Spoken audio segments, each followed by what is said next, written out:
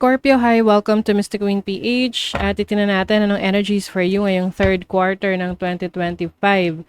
So that's July, August, September. If you are interested in private readings, meron tayong link sa description at sa pinned comment. Paki-check nyo lang information kung paano mag-book for a private reading. And please subscribe to our channel to show your support. Like, share this video, at comment na rin kayo kung kayo'y naka-resonate. Okay, Scorpio. Third quarter 2025. What is the message? What are the energies for you? July, August, September. Okay, you have Scorpion. O, diba?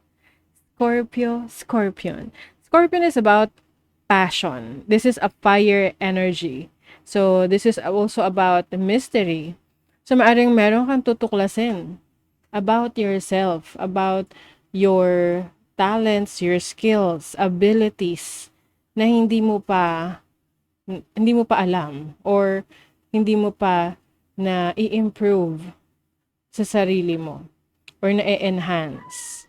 So this can be a creative passion, creative ideas, no?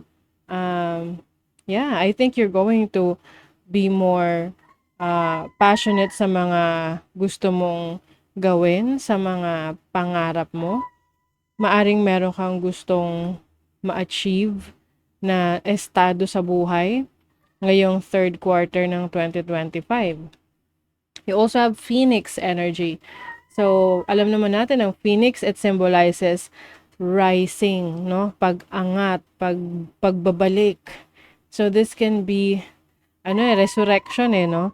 So, kung kayo ay nagkaroon ng mga challenging situation, nagkaroon kayo ng minor setback, ng mga nakaraang buwan, nakaraang linggo, ngayong third quarter ng 2025, ito naman ang inyong pag-angat, pagbabalik.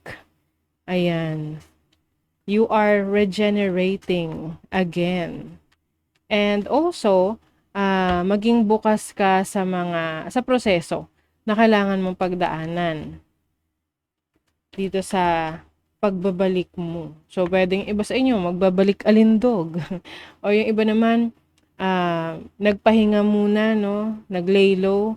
Tapos ngayon, aarangkada kayo ng third quarter. This can be sa career mo, trabaho mo, sa mga pangarap mo. Ayan. You also have Gazelle. Gazelle is change of direction. Maaring yung mga dati mong pinupursu sa buhay ay nagbabago. Isip mo na hindi ka na aligned doon, no? Hindi ka na nagre-resonate doon. Now you are changing your direction. Okay? So you are becoming more flexible kasi alam mo na kung ano yung iba mo pang kakayanan. Kasi minsan napag-akala natin na, ay, dito lang ako magaling or ito lang ang alam ko. So, dito lang ako. Ganon. But, syempre no, sa ating journey sa buhay, we learn, natututo tayo, no? Kailangan rin nating i-initiate yan sa sarili natin na may matutunan, may bagong malaman, ma-enhance sa skills natin para may magbabago sa atin for the better. And that's what I'm seeing for you. Okay? Mas alam mo na ngayon kung ano yung kakayanan mo, na-realize mo na, magaling rin pala ako sa ganitong bagay. And you will invest on yourself dahil magaling ka rin doon. 'Di ba? So, ibig sabihin nun, may ini-explore ka na bago mong direction, bago mong path, bagong landas. Let's see what else. Oops. 4 of Wands. Oh my God, celebration. Tinan mo, para sila nagsa-sundance dito. Alam mo yung feeling na mapapasayaw ka dahil sa saya. Mapapasayaw ka sa saya dahil sa accomplishment mo, dahil sa mga na-achieve mo, dahil sa blessings na natatanggap mo. Some of you, meron kayong matatanggap na blessing lalo na sa bahay, no? Or lupa, may nabili kayong lupa, mapapatayuan nyo na ng bahay.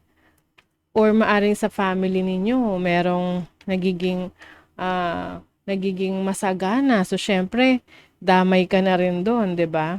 You have the lovers. Some of you meron ditong major event ngayong third quarter. Kung meron ka ng plano or meron na kayong plano ng person mo na magpakasal, mag-settle down. So, maaring ito ay magaganap ngayong third quarter ng 2025. You have the Eight of Wands. So, mabilis ang pagdaan ng third quarter para sa inyo. Yung tipong busy-busy ka, marami kang ginagawa, marami kang inaasikaso. Nalingat ka lang, tapos na pala yung third quarter. Ganon. So, napakabilis. And these are also actions, no? You are finally taking actions.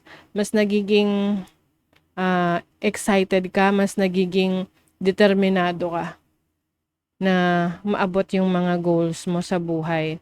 You also have the Knight of Cups. Knight of Cups is love offering. Okay, so yung mga gusto dyan ng relationship. If you are single, so maaring merong bagong person na darating sa buhay mo.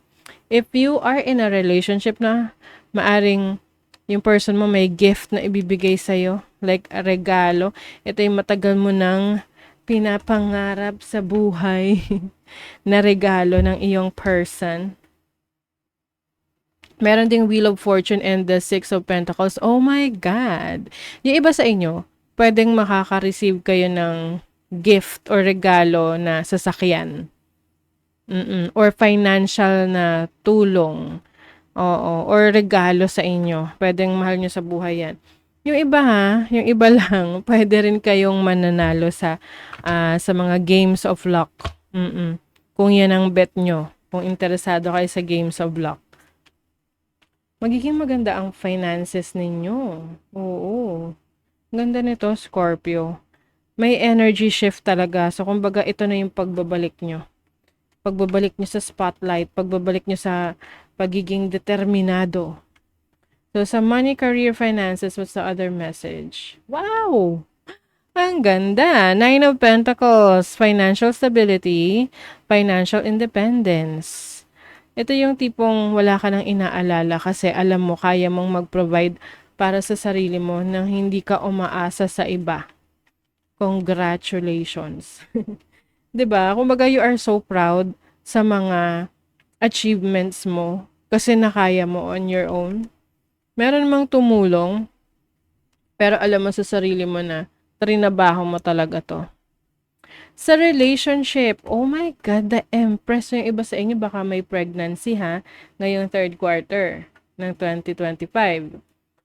So, of course, no, kung yan ay inyong goal, mabuntis, makabuntis, then go for it, do it. Pero kung di pa kayo ready, mag-ingat. But this is a blessing sa inyo sa relationship, no?